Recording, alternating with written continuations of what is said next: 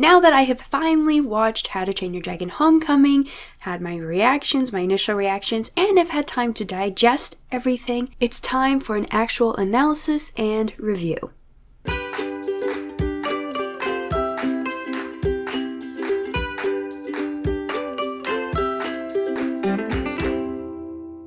Hey y'all, I'm the Geek Apprentice, and yep, I'm going to be reviewing the new short How to Train Your Dragon Homecoming, what seems to be finally the very, very, very last thing in all things How to Train Your Dragon.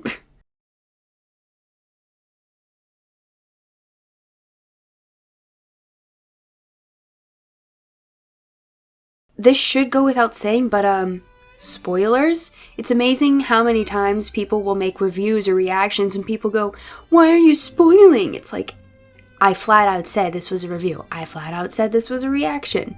And you're claiming I didn't give a spoiler alert? Use some common sense, guys. So yes, this will have spoilers. Also note that this will be a very honest review. So I might say things that you don't like. However, if you truly enjoyed How to Train Your Dragon Homecoming, you loved it, thought it was the best thing ever, that's awesome. If you absolutely hated it, that's also fine. You're entitled to your opinion, guys. That's what this is. It's an opinion. I just want to say right off the bat, I did enjoy myself. If you watch my reaction, it looks like I enjoyed it. And I did. But to begin, my overall rating is maybe a 5 or 6 out of 10. Personally, for me, it was the least enjoyable of all the shorts. I would sooner watch Book of Dragons than I would this one. Now, that doesn't mean I hated it. I didn't. I've already said that. I didn't hate it. It's just, compared to the other shorts, not my first choice. So let's get out of the way all of the things that I thought were negative, just weren't good, in my opinion. And a lot of these are little things, just certain choices they made for the short that I'm like, I don't really like how that turned out, or I think that's weird. And some of this I think just might be due to the nature of it being lower budget, but I understand that, and I still ended up liking the other shorts more. I don't know, maybe I was just more open with those. And also the fact that these are adult versions of the characters we've grown up with, so it seemed weird for them to be as silly. I would prefer them to be more serious, but it's aimed towards really little kids, so just know that I understand all of that. I see all that, even when I make these critical comments.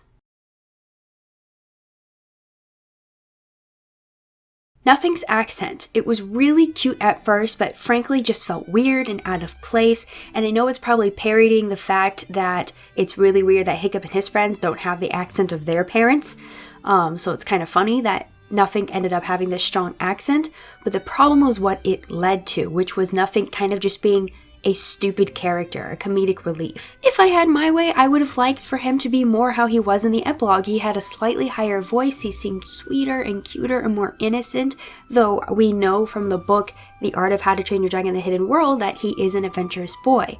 And I know he's 5, so it makes sense for him to be sillier and I guess, quote, stupider, but it felt like they took it too far and they just made him the butt of all the jokes. So I didn't really enjoy how they portrayed Nothing, me personally. His best moments were those moments where he wasn't really talking and he was just like oohing and awing about certain things. That looked like the Nothing I wanted, but that's just what I wanted, so. Anyway, a lot of Hiccup and Astrid's facial expressions and mannerisms were too much, too weird, too exaggerated. Again, aimed towards a much younger audience than normal, but it was weird. And I know this is also due to them not having their normal animators, so that makes a difference. But especially Astrid, there were faces she made that I was like, ugh. But I mean, look at how Astrid was portrayed in the first Snoggletog short, Gift of the Night Fury. She was terrible in that, but even that I feel like I could stomach more than how she was here. And I think it was also off-putting because they're adults. That's just me though. I would have liked more from the other characters, you know, like Fishleg, Snotlout, Rough Nut, Tough Nut, but I do understand why there wasn't more, because the focus was Hiccup and his children, his family, because it's his children that are like, oh no dragons. So I understand that focus. I just would have liked somehow for there to be more, but it already felt jam-packed as it was and going really fast, which I'm going to get to in a moment, so I get it. Gobber was just too much at times. I know he was kind of like this in other shorts in the TV series. I don't know. Something about it was just off-putting. Maybe I just need to watch it again. I've watched it 2 or 3 times now, but yeah, maybe I just need to watch it again and I'll warm up to this version of Gobber. But I don't know, I just didn't really like it. As I mentioned before, it felt like it was really jam-packed and went too fast. The story itself was okay, and I thought it was done well, but it still felt like it was too fast. And I think this is probably because of the dual story thing going on here. Hiccup, Toothless, separate storylines with the nightlights, so that's probably why. So it's not an awful thing, it was just a little thing I'm nitpicking. And again, overall animation, meh, but it's not like I'm comparing it to the films. You can't do that. That would be dumb and unfair. And I know all the shorts are like this, but I think it just kind of how it ended up looking was a little bit weird. I don't know, maybe that's not much as a negative comment as much as just an observation that I guess it didn't bother me as much with the other shorts. I don't know. Really weird. So again, that might not be like this is a critical thing. Just, yeah, I understand though. It's lower budget. I get it. And lastly, music was pretty underwhelming even compared to the other shorts. However, there was one moment that was spot on, and that was when Zephyr and Toothless had their little interaction. I thought that part was really good. And the music they had when they reshowed, whatever, the epilogue. But that might just be because I like the epilogue a lot, so yeah. Anyway.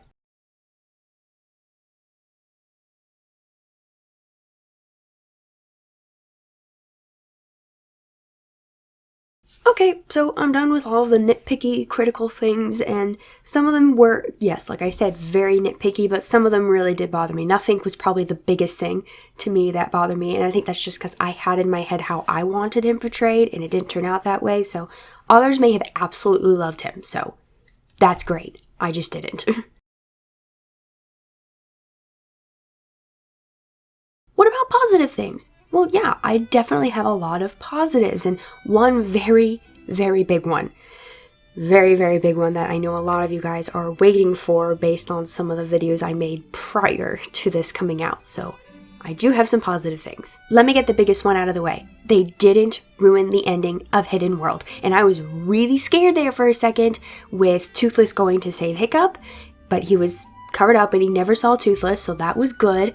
And I was really scared when it came to Zephyr interacting with him. I thought that was going to completely diminish her interaction with him in the epilogue. But it doesn't, and here's why. She has just one quick moment with him.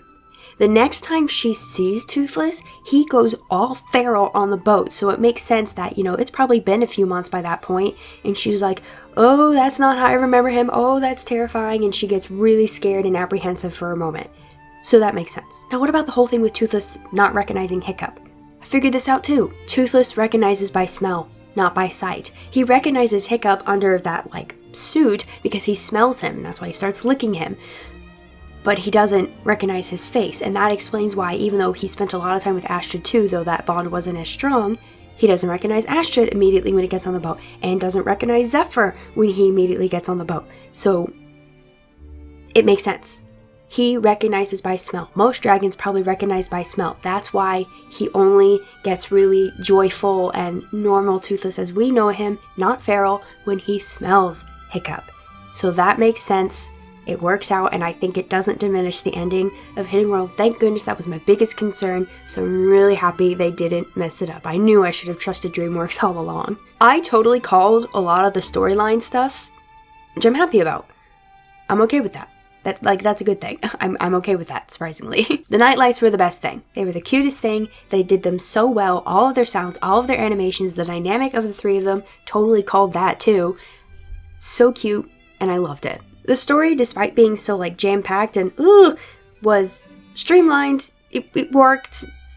It was okay. It was a good story, and I'm okay with it. Even if some of it felt forced or too fast, it was a good story. In general. I love specifically the chemistry between Hiccup and Astrid post 10 years of marriage. Obviously, how they interact with each other physically and verbally is going to be slightly different from when they were friends, when they were boyfriend-girlfriend, from when they were engaged. They've been married for 10 years. That's a way bigger jump, way different dynamic there. So 10 years of marriage, and I think they captured that well. Hidden World still looked really, really cool, what little of it we got to see.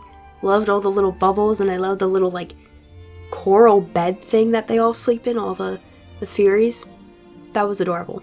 I'm also really glad the story was just a little add-on. That's it, not some, oh look, now we've made a big opening for more content. No, it's a little, just a little thing, and it answers the question of why they go to visit Toothless in the first place. I mean, I always kind of assumed it was him showing his children, but Astrid's comment, maybe it's time we visit them, like it's been 10 years, we're not gonna get everyone involved because they need to stay in the hidden world, we're just gonna go see them real quick.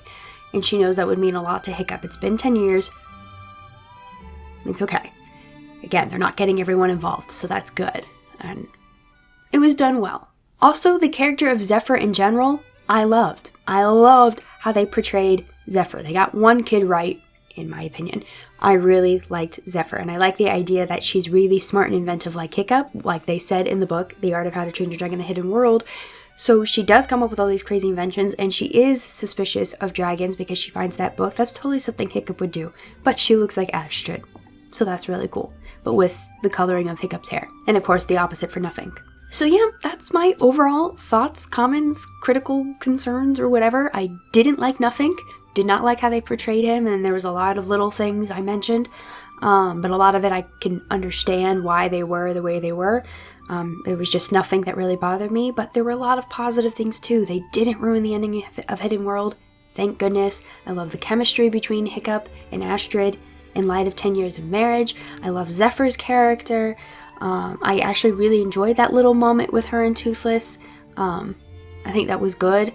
It was a decent Snoggletog short, not my favorite of the shorts, and again, still give it like a 5 or 6 out of 10.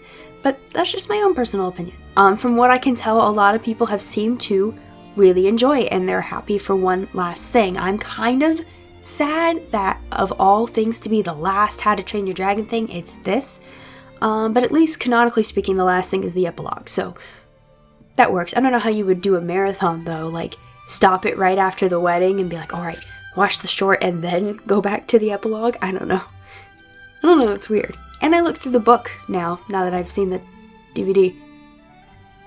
Yeah, I was right, it had spoilers because it was just the short in book form, but it was cute too. So those are my overall thoughts. I hope you guys enjoyed it too.